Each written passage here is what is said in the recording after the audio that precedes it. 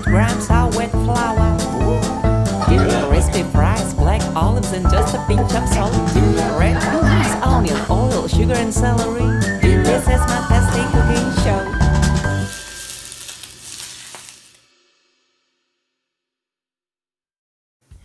Hi guys, welcome to my channel. 非常高兴大家来到我的频道。今天我们要分享的是一个非常简单的一个开胃菜，选用的是日本的一个小青椒。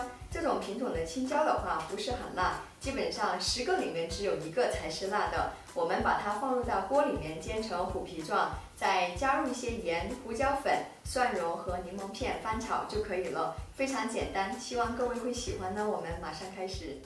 首先，我们将选用的日本小青椒洗净之后放入到碗里，然后再加入适量的橄榄油，先把它搅拌一下，这样子是为了避免在翻炒的时候升锅。接着呢，我们来切一个柠檬，把它切成柠檬片，其中一些用作调味，剩余的一些的话是用作摆盘。最后呢，我们再把蒜剁成末，这样子是为了增加青椒的蒜香味。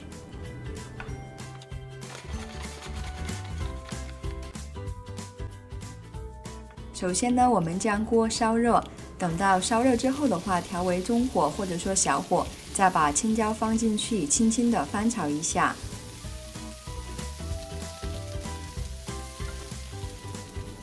翻炒的时候呢，可以用铲子将青椒轻轻地拨开，确保它们在锅里均匀地受热。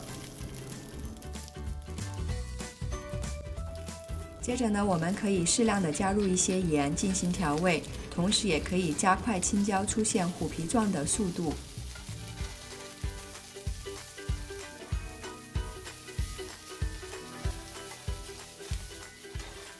接着呢，我们再放入刚刚切好的蒜蓉和柠檬片，再撒入胡椒粉，翻炒一下就可以起锅了。